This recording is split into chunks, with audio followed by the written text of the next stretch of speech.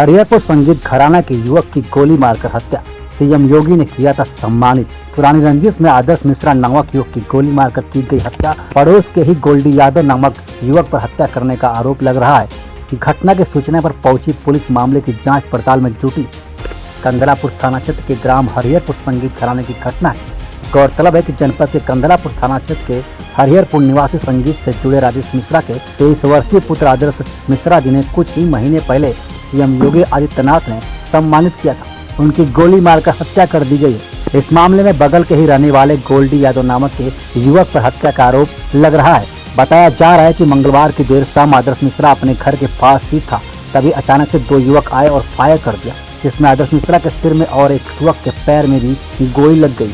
गंभीर हालत में दोनों को पास के अस्पताल में ले जाया गया, जहां आदर्श मिश्रा को मृतक घोषित कर दिया गया। घटना से आक्रोशित ग्रामीणों ने अस्पताल के बाहर ही चक्का जाम कर दिया। सूचना पाकर आला अधिकारी सहित पुलिस बल मौके पर पहुंच सख्त कार्रवाई का आश्वासन देकर स्थिति पर काबू पाया गया। पुलिस अधीक्षक अनुराग आर ने बताया कि मामले में आरोपियों के खिलाफ पुलिस द्वारा दबिश दी जा रही है और दो को हिरासत में लेकर पूछताछ किया जा रहा है। पीड़ित परिवार के तहरीर के आधार पर दोषियों के खिलाफ 302 में मुकदमा पंजीकृत कर गैंगस्टर एक्ट एवं अवैध संपत्तियों को ध्वस्तीकरण करते हुए कठोर कार्रवाई की जाएगी।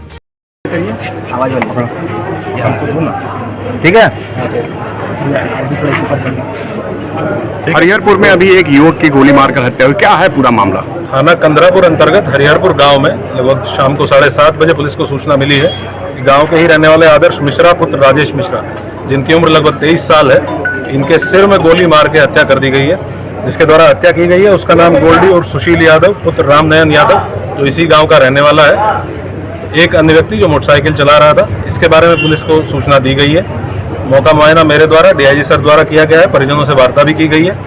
ऑलरेडी 2 लोगों को उठा के पुलिस के द्वारा पूछताछ की जा रही है। परिजनों के द्वारा तहरीर लिखी जा रही है। जो भी तहरीर लिखी जाएगी उस पर 302 का मुकदमा पंजीकृत करते हुए गैंगस्टर की कार्रवाई, इनकी जो अवैध संपत्तियां हैं उनके जब्तीकरण की कार्रवाई पुलिस के द्वारा और एनएसए की कार्रवाई पर विचार किया जाएगा। हम लोग बहुत कठोर कार्रवाई इसमें करेंगे। अभी तक 2 लोगों को हिरासत में लेकर पुलिस के द्वारा पूछताछ की जा रही है और 4 टीमें इसमें गठित की गई हैं सर्व संबंधित की गिरफ्तारी सुनिश्चित करने के लिए। वहाँ के जो रहने वाले लोग हैं उनसे मेरे द्वारा वार्ता की गई है। उनको ये आश्वासन दिया गया है कि उनकी पूरी सुरक्षा की जिम्मेदारी पुलिस की है और हम लोग ये सुनिश्चित करेंगे कि कोई भी अराजक तत्व किसी भी प्रकार से वहाँ किसी भी प्रकार का माहौल प्रभावित न कर सके। अभी तक क्या इनपुट निकल के आया है जो हत्या हुई है? अभी तक ये जानकारी है कि दोनों लोग जो जिनकी डेथ हुई है प्लस जिसके ऊपर आरोप है, जो मुख्य अभियुक्त है, दोनों एक दूसरे से परिचित थे, एक दूसरे से बातचीत होती थी। घटना का कारण क्या है इसके बारे में परिजनों को जानकारी नहीं है। ये जब हम लोग अभी गिरफ्तार करेंगे, पूछताछ करेंगे, स्पष्ट हो पाएगा कारण क्या है। लेकिन ये घटना हुई है और पूरी गंभीरता के साथ इसमें बहुत कठोर कार्रवाई की जाएगी। ऐसी कार्रवाई करेंगे जो नज़ीर बने। सर, इसमें और कोई घायल हुआ है? नहीं, कुछ लोग जो वहाँ पे मौजूद थे, जो भागदौड़ के दौरान जिनको चोट लगी है, क्योंकि काफ़ी लोग वहाँ बैठे हुए थे। अभी उनमें से 2 लोगों से मेरी बातचीत हुई है।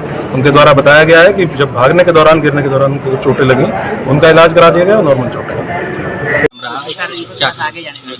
बहुत ही दुखद घटना हुई है और हम लोग तो खुद ही शॉक्ड हो गए सुन करके कि मतलब आज के समय में जब इतना लोग विकसित हो चुके हैं और इतना आगे बढ़ चुके हैं, ऐसे समय में भी कोई किसी को गोली मारता है क्या? अगर कोई विवाद है, कोई बात का दुख है, तकलीफ है, बात करके सॉल्व हो सकता है कोई भी चीज़। कोई किसी को गोली मार दे, ये तो आज के समय में समझ के ही बाहर है। पर यह है कि एसपी सर को भी और डीएम सर को भी बात हुई मेरी कि आप पहले तुरंत उसको पकड़िए जिसने ये वारदात किया है। पकड़ने के बाद उससे पूछताछ की जाएगी तो ही बात समझ में आएगी कि ऐसा क्यों हुआ। तो पहले तो उनको पकड़ने की आवश्यकता है, उसके बाद ही पता चल पाएगा कि क्या हुआ, क्या था मामला, क्या था, किस वजह से इतनी बड़ी बात हुई। तो हम लोग भी बस इंतज़ार तब तक का कर रहे हैं, देखते हैं कि अभी पकड़े जाने के बाद जब पूछताछ होगी तो जो भी मामला है वो सामने आएगा। अभी कोई मामला परिवार वालों ने आपको नहीं बताया कि क्या कारण?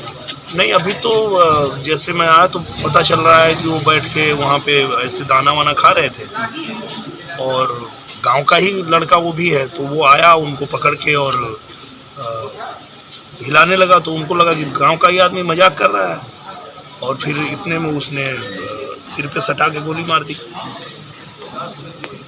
तो अब एक ही गांव के रहने वाले 2 लोग इतनी बड़ी वारदात कर देते हैं, तो उसके पीछे अब क्या है, जब तक वो पकड़ा नहीं जाएगा जब तक उससे पूछताछ नहीं होगी, तब तक इसके पीछे मामला क्या है वो तो समझ में नहीं आएगा। कहीं ना कहीं लगता नहीं कि अपराधियों के हौसले बुलंद हैं? नहीं, देखिए ऐसा नहीं कह सकते हैं। अभी जब तक मामला खुलेगा नहीं, जब तक पता चलेगा नहीं क्या वजह क्या है, जब तक वजह नहीं पता चलेगी तब तक ऐसा नहीं कह सकते हैं। वजह पता चलने के बाद भी कोई बयान आप दे सकते हैं या मैं दे सकता हूँ। ये कानून व्यवस्था को थोड़ी चुनौती नहीं दी अपराधियों ने? देखिए क्या वही मैं कह रहा हूँ कि ये जो भी घटना हुई है बहुत दुखद है, बहुत दर्दनाक है, पर इस घटना का कारण क्या है वो कारण जब तक पता नहीं चलेगा तब तक ना आप कुछ कह सकते हैं ना मैं कुछ कह सकता हूँ।